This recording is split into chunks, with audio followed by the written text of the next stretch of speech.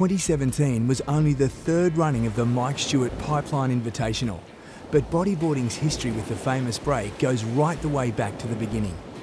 The world title was once decided through a single event at Pipe. Despite being the smallest Grand Slam event on tour in 2017, the wave's prestige makes it the highest accolade outside of winning a world title. It was a different looking pipeline that greeted riders this year. The famous hunk of lava reef was clouded by a sea of brown water that looked more like Mexico's famous beach breaks than the North Shore of Hawaii. The wave itself hadn't changed, and riders arrived buoyed by an excellent swell forecast. The 2017 Mike Stewart Pipeline Invitational hosted 3 rounds for surfers who'd qualified from the Hawaiian Tour and international invitees. The back half of the men's top 32 was seeded through to round 3, while the top half, places 1 to 16, was seeded through to round 4. During the course of the waiting period, the event also hosted exhibition events for drop knee riders, women, and a standalone junior heat. The event is unique in that all heats run with 4 surfers. It's the price of closing down the most popular wave in the world for several days of competition. Pipeline is regarded as an almost perfect barrel, but that description hides a brutal reality. It's notoriously difficult to get waves in the heavily regulated lineup, and the consequences for missteps have proven fatal multiple times in the wave's history. Jeff Hubbard is as close to a local as anyone in the event. He lives each winter on the North Shore and has won the event 4 times. The way I describe Pipeline is just perfection. It's a triangle reef. It's pointed straight into the northwest, and the northwest swells will come marching in from Japan, and it'll send these long period swells that'll just, it'll hit the reef and just jack up, and so it'll suck all the water off the shelf. And so what you'll get is these mountainous, tall waves that are just throwing their guts out. And both ways, they'll go right and left. And the right is pretty treacherous because it goes into almost dry reef, but the left, it starts off really shallow and then goes into a little bit of deeper water, sometimes even sand. The swell will get sucked up, and it'll suck all the water off the reef, and then it'll just throw over, and this cascading perfect lip will just hit out in front, and then the shockwave will just come up and explode through the trench and just barf its guts out into the channel. So when you take off, you just kind of drive in off the bottom, and the shockwave will just kind of hit you, and you'll just kind of hold your line and just try and get spit out with it. And when it barfs and you come out, it's like the best feeling because you're just like in freedom. And if you come out and you get spit out, and then there's like an oncoming section, that's like the best wave you could ask for, because you can just fly super high. And sometimes you can take off a pipe, and if it's not barreling, you can just go straight up and hit it. And that's super exciting too, because it's so tall and it's flaring so hard, it'll throw you really far up and into the flat. So it's one of the best waves for bodyboarding, if not my favorite wave in the world. The first day of competition hosted the first 3 rounds. The APV Top 32 are seeded through to round 4, so these heats hosted future talents looking to make a name for themselves and bodyboarding vets eager to surf Pipeline with only 4 other guys. Australian young gun Shaden Schrader provided the day's highlight as he progressed through to round 4 and a matchup with the world's best. His full rotation air reverse garnered the day's biggest cheers and earned him a near perfect 993.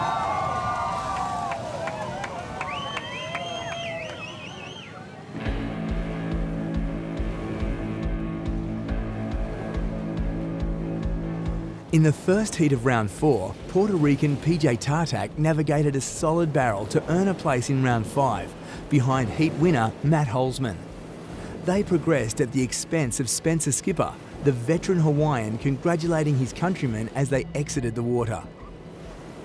Alastair Taylor is a South African veteran with a legendary thirst for riding big waves. He has spent his life chasing big barrels instead of chasing the competitive spotlight, and his experience at Pipeline is greater than most Hawaiians. Such is the time he's devoted to the North Shore. In an all-Hawaiian heat, Keanu Casimiro was beaten by Trevor Cam and Patrick Orr, despite scooping into a clean pipe barrel and exiting behind the spray. The next heat was won by the second most decorated bodyboarder in history, Brazilian Guilherme Tamaga. The 6-time world champion formed half of the greatest rivalry in the sport back when he and Mike Stewart used to trade world titles. Portuguese surfer Pedro Correa qualified in second place on the back of an inverted air. Nanoi Stewart knew he'd have to go big in a heat that featured multiple-time world champion Ben Player, and the Hawaiian threw himself into a huge invert. Andre Botha was once most famous as bodyboarding's youngest world champion, but that changed when he saved the life of a professional surfer who'd been knocked unconscious on the Pipe Reef. The South African now lives in Hawaii, and it's obvious through his comfort in the heavy conditions. Hawaiian Kiahi Parker was the last surfer to qualify out of round 4, sealing his progression with a clean flip.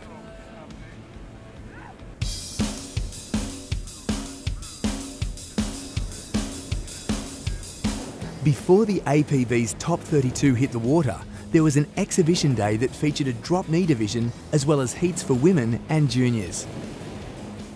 Drop knee riding, where surfers stand erect with their front foot up and their back knee down, was born in Hawaii and still thrives over there. It's considered one of the most difficult forms of wave riding because it's done in the vertical position and with the absence of fins on your board, which provide the majority of stability. On vertical waves like Pipeline, it requires a fast get-up and for the rider to plant their knee over the inside edge of the board, or if riding backhand, then to get weight onto the inside rail. Dave Hubbard is one of the world's best exponents, as well as being a perennial title threat when bodyboarding prone. The waves pumped in the afternoon as the drop knee event worked its way towards the final, and it produced some of the best displays of drop knee surfing ever seen in competition. Dave Hubbard finished second in the final. While he dominated the earlier rounds, Miles Kahaha snagged the better waves in the final. The natural footer chased the rights at backdoor, and they threw up the best barrels during the final.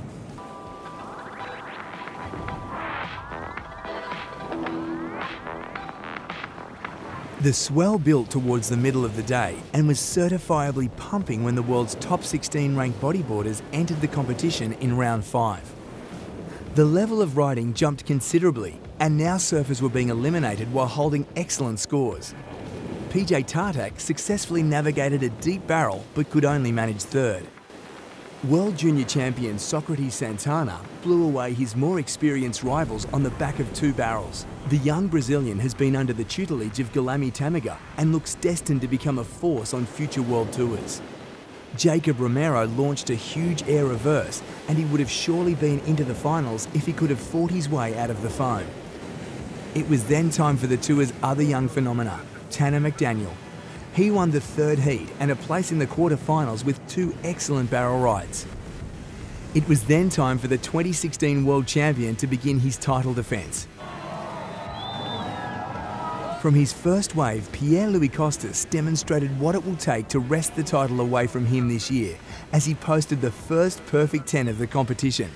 Loosened by having a big score in his pocket, Pierre then chased sections, rotating through a smooth air forward that he then backed up with a full rotation air reverse. Pierre then found himself in position for one of the biggest waves of the day. He scooped under the lip of a solid 8-footer and disappeared for several seconds. Another favourite stood up in the next heat. Like Pierre, Amaury showed what elevates the world's best as he produced varieties of tricks in combination. After laying down a barrel to backflip on his first wave, he then raced the barrel to hit an air roll on the first section before rolling off the end. He nailed first place in his heat when he raced down the line. Mike Stewart showed that even having your name on the posters doesn't garner you any support from the judges or the other surfers. Stewart never found the opportunities in his heat, coming out of a smaller inside barrel and pulling a vertical looping roll. The heat was won by the other decorated veteran, Guilherme Tamaga. Now a lifeguard on the North Shore, his proximity to Pipeline was evident as he drove through some nice-sized barrels and launched off the end bowl. In the next heat, Australian Garth McGregor exited a big pipe barrel, but couldn't find the backup score he needed to progress in a heat crowded with former world champions. One of those was Ben Player, who showed his knowledge of the pipe lineup as he cruised through a wide open barrel, before he held on through a late drop and came out behind the spit. He finished in second place behind Jeff Hubbard, who continued his fine form as he hunted a 5th pipeline title. Andre Botha then booked a place in the quarterfinals. He opened with a late drop on a smaller set wave, but his second scoring wave was a bomb. As other surfers were caught out of position, Botha was best placed to have a dig and found himself in the perfect position to drive from behind on a classic pipe wave. But Dave Hubbard managed to relegate him to second place with some excellent barrel riding on the lefts. The quarterfinals featured the who's who of bodyboarding, with former world champions Ben Player and Galami Tamaga looking to prove they can still match it with the current crop of World Tour stars.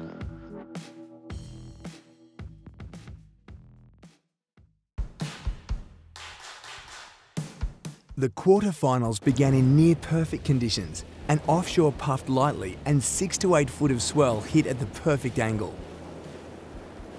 Tanner McDaniel began the first heat with a smooth flip.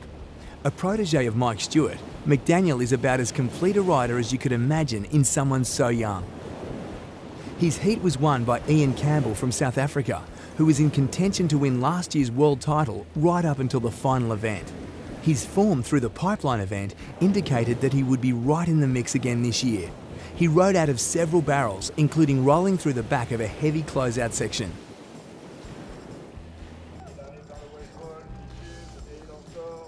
Alex Uranga hails from the Basque region of Spain and finished 5th in the world last year.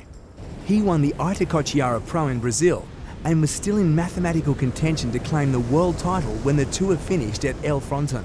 He showed that his riding is at the highest level as he won through to the quarters. Uranga pocketed decent scores on 2 waves, a smaller one which offered a barrel and end section which he hit for a nice tweaked invert. He then found himself in position for a bigger set wave. It wasn't running down the reef, so Alex rounded the barrel and was presented with one of the day's biggest end sections, from which he launched a full body invert.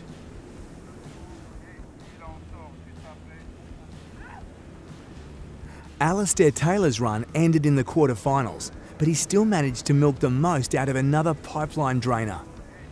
Pierre's first wave of the heat featured a super technical combination. He drove through a clean barrel, then transitioned into an air forward. He managed to maintain his speed and rolled off the very inside section. His next wave was pure flair. Seeing it didn't offer much in terms of a barrel, Pierre raced around the section and launched a vertical flip, which he rode out of cleanly. Socrates showed he wouldn't be bothering with the junior ranks for much longer, as he again won his heat. His first wave offered a solid barrel, but he had to exit through the front door as the end section clamped. He then found another left that offered better scoring potential. He rode out of a deep barrel and executed a clean backflip. Amaury Laverne dominated quarterfinal number 3. He opened with a textbook combination barrel to backflip. Taking off down the line on his next wave, he raced away until he found the perfect section to rotate through a clean air reverse. After finishing second in the world last year, we asked him about being back in Hawaii and his expectations for the year ahead. Okay, pipeline, it's so one of the best waves in the world for bodyboarding, surfing, just a really unpredictable wave. I mean, really to describe pipe, to the people who don't know it, I just said that it's a really special wave because every morning when you go check the waves, you don't know how it's going to be. Some waves are really good in the world, but pipeline with that balance between sand and rocks and the outside reef make it really special and really different every day. And since I'm young, I'm just dreaming about this wave, and after 13 years coming here, I'm still super happy and honored really to be in this place. So yeah, many guys are already good in pipeline. Some local guys firstly, like Mike, Jeff for sure, Pierre, for me is still like one of the most technical riders on the planet today. And we've got Ben Player at the 7 too. He didn't compete on the tour last year, but he's, for me, since the first time I used to come in Hawaii, one of the best guys at pipeline in bodyboarding. Just about experiences and style and riding. So yeah, top three of the guys will be Jeff, Pierre and Ben. Jeff Hubbard progressed into the semi-finals behind Laverne. He opened with a small barrel before he found a nice section and launched a clean flip.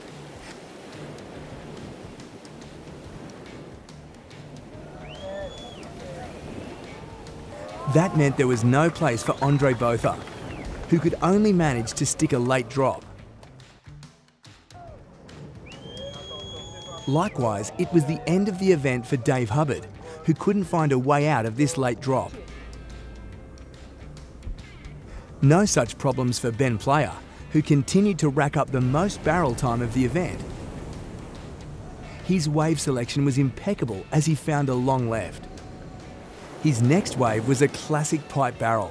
He took a high line and exited cleanly before he hooked his trademark reverse, which is still the best looking end turn in the game.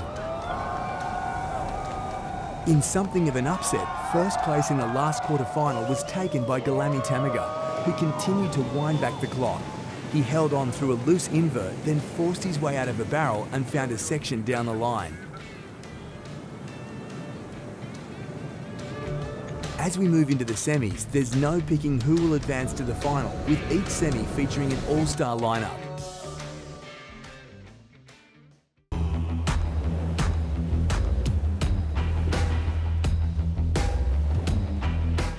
In a major upset, Pierre-Louis Costas was eliminated in the semi-finals. He'd looked like the guy to beat through the previous rounds, mixing solid barrel riding with the most technical tricks above the lip. But he was out of sorts in the semi and wave selection ultimately cost him. It was also the end for the world junior champ. Socrates scooped a nice pipe barrel but couldn't find another decent score. Alex Urunga earned his place in the final in large part to a huge backflip. The single move was one of the biggest of the day.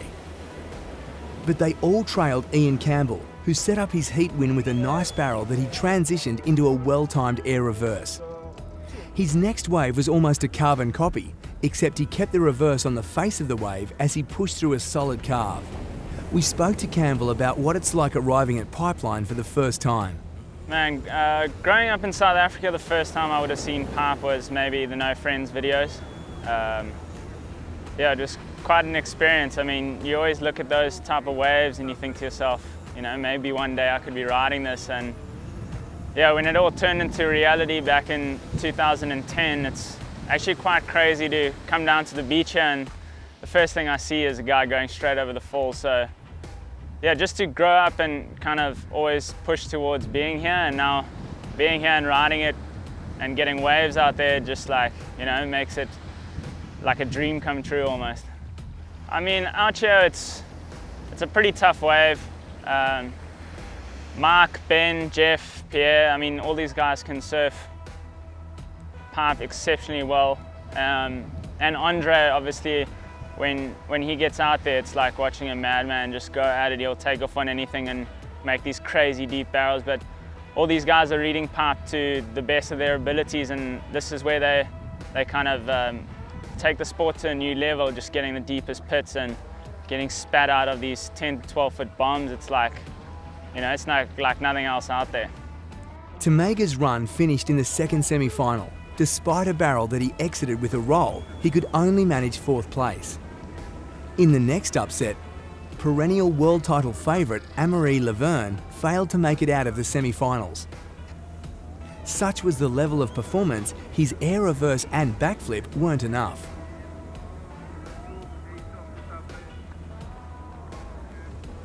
Ben Player used his superior pipe experience to milk the barrels and earn his place in the final.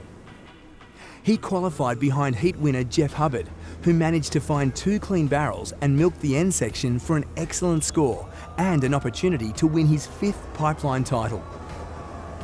South African Ian Campbell and Basque's Alex Urunga progressed to the final. Amaury Laverne and 6-time champion Tamaga bowed out in the second semi.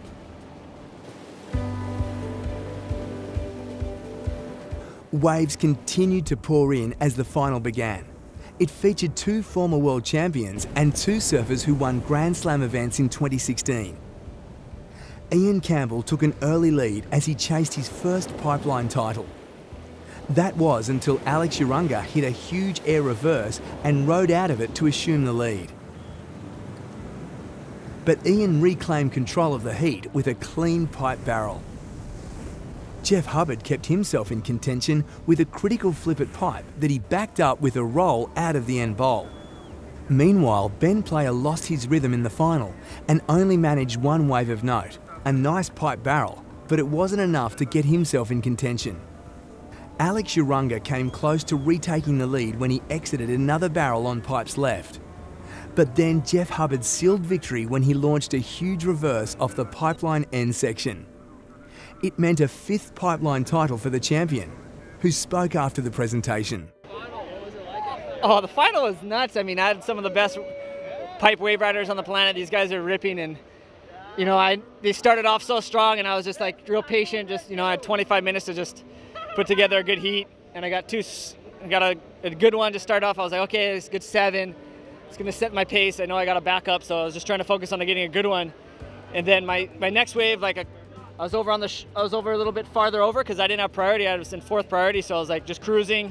Alex just got a really good one, and I was like, oh man, he's just got a smoker. And then I just had like just a dream ramp, one of my better, you know, good air reverse ball on the left, and landed really clean. So I was like, oh, that's gonna be a good score.